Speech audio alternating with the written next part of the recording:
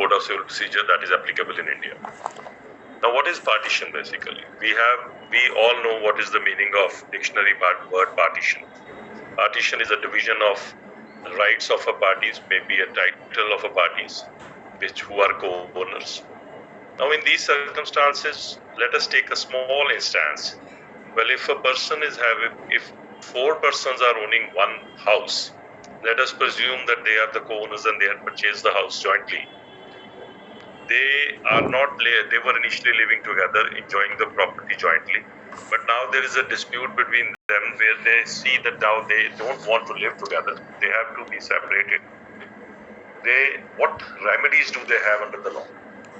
Well, under the law, under section 54 of CPC, they have a right to file a suit partition.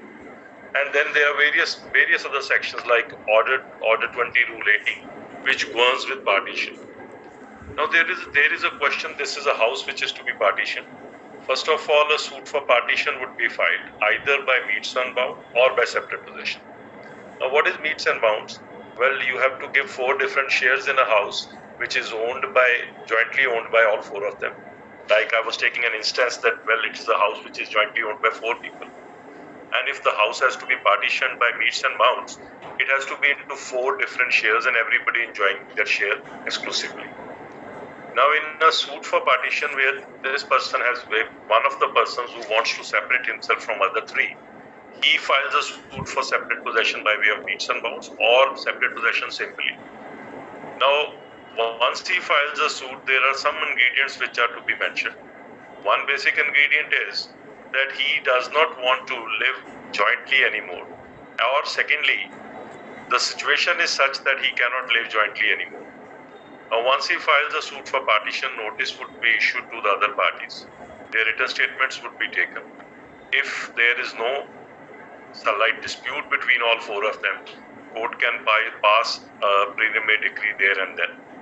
But if there is a dispute and after taking written statements, if there is a dispute between them, then issues would be framed.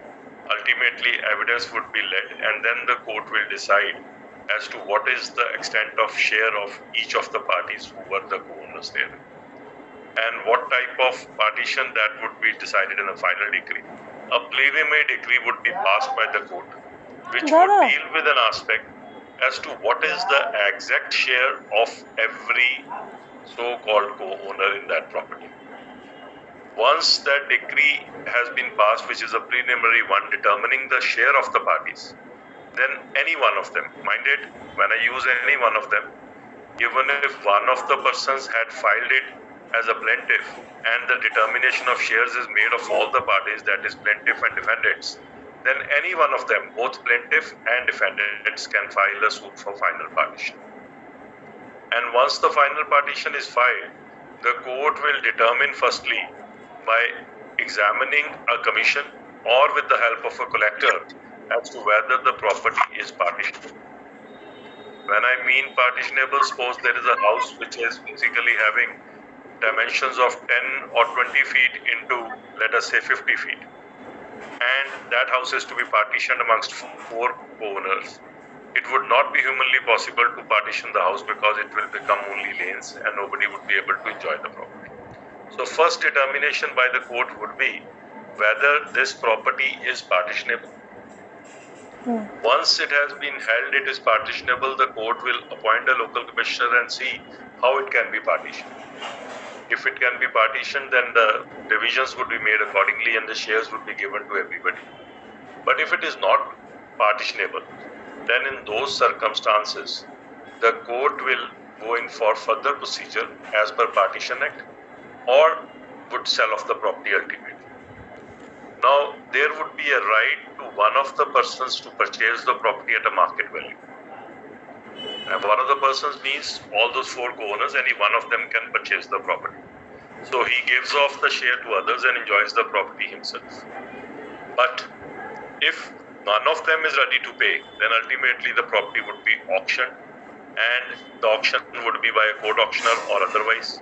And accordingly, the property would be sold outside, and then the sale proceeds would be shared by all 4 of them. So this would be a suit for partition for a property which can be a commercial property, which can be a residential property, which can be a factory, which can be a constructed property, which can be anything. But now let us come to the property agriculture land partition. Now this is where the Revenue Act comes into force. We are not governed by CPC when the agriculture land is to be partitioned. We'll have to file a petition in Punjab we have Punjab Land Revenue Act, and similarly Land Revenue Acts are there of every state. They will have to file a suit for partition therein, and the procedure as enumerated in the Land Revenue Acts, because Land Revenue Acts are all separate for all different states. So they will have to file a suit for partition, and accordingly the similar procedure would be formulated initially. The courts would be determining the shares and then how it is to be partitioned, whether somebody is to be given less property comparatively if that is better placed than other property, and ultimately partition takes place. A mode of partition is always made in both the litigations, maybe before the revenue court, maybe before the civil courts, but it has got more value in the revenue courts than the civil courts. So mode of partition would be, as I've already discussed, mode of partition is whether the property is partitionable. If it is partitionable, how it is to be partitioned, and then the mode is to be determined. Someone is getting a property on, it's a property which is three-sided open. On one side it is commercialized property and maybe on the main road, and on the back side is a residential property. Then the value is also seen by the courts, that which is more valuable. If the property on the front is more valuable, they will give a smaller share to the person who's getting the property in the front, and will give a larger chunk of the property at the back. So this is how to be determined. It is a mode of partition, and mode of partition is ultimately in a case where the property is partitionable. But where there is no partitionable property, then in those circumstances the property has to be sold, or if the first person who is resident of that said property and is ready to buy at the market value, he can purchase the property. But if he is not ready to buy the property, then in those circumstances the property would be sold off. Now in these circumstances, I hope partition, you are all satisfied with what partition is. So let us forget about the legal aspect. Partition, if we presume, partition is a simple division of the shares of the co-owners. Yes, it is co-owners, not co-sharers, not co-possession holders. It is co-owners. So ultimately, if we take a simple dictionary meaning and forget about the legal meaning, it is just a partition. So partition is a division of the shares by the co with the help of the code, where a person cannot partition individually. Now when I say this word, there is one private partition also. There is one partition which is to take place inter se between the parties. Now let us presume these four people are fighting, but they do not want to go to the courts. They formulate a compromise amongst themselves to partition the property. And then that partition can be got registered before the sub-registrar to say that we have partitioned the property, and now these four shares are the exclusive ownership of these persons. Now let us come to this is where you'll have to pay the court fees. Generally, well, in Punjab, I would say, because I will not be able to give an answers with regard to other states, you'll have to find your own things. But one thing is very sure, in some places, a partition, oral partition is admissible. Like in Punjab, we have an oral partition which is admissible. We partition the property, we do not make it in writing, and later on we create a memorandum of partition. In those circumstances, the memorandum of partition is not to be got compulsorily registered. But in a partition deed, it is mandatory for the registration of courts. Second, by the revenue courts. Third is inter se partition between the co-owners, and then getting it registered if it is a partition deed. And later on, if it is a oral partition, then a memorandum can be drafted. So in these circumstances, the oral partition or partition amongst the co-owners is also admissible in India. And yes, because we have an old history of having common joint families, and initially we were having HUFs, Kartas were there, were looking after the property and looking after the shares of everybody who was the member of that HUF. But now with the division of the families and composite families coming into picture, jointness is being reduced to mere formalities now. So in those circumstances, these are one of the main litigations which are to be, in fact, looked after and contested as on today. So we have the family partitions going on. We have partitions with regard to the co-owners. We have partitions on many other aspects. So in these circumstances, once partitions are being taken place, then these are the two modes of civil litigations and the revenue litigation to get the partition effective. Now, with regard to any question on this aspect, I can give it at the end. Let us go to the second point, that is the specific performance review. Now, we all have heard, now this is the second aspect which is the most important litigation going on as on today. We all have heard the Act Specific Relief Act, and that is one of the most important acts to be read when the litigation starts for the youngsters, at least coming to the legal field. You are very well apt with the Specific Relief Act. Half the civil litigation is being dealt by the said act. Now, I would be reading section 10 of the Specific Relief Act for the purpose of specific performance. And of course, the light sections thereafter, you'll have to go therein because I have to give an overview in detail, and then you will have to. You see, this profession is such that you can always be a help to a youngster by telling specific sections.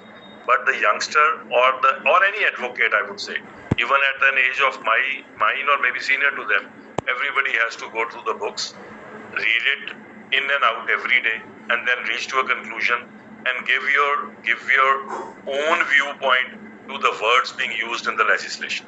Now, what is Section 10? Section 10 are the contracts which can be specifically enforced. Now, the question from the very aspect which I have read is, there must be two types of contracts, one contract which can be specifically enforced, other contract which cannot be specifically enforced, and in those circumstances where a contract cannot be specifically enforced, then the right to damages would arise. But when the contract can be specifically enforced, then you will have to file a suit for specific performance as per provisions of Section 10 of the Specific Relief Act.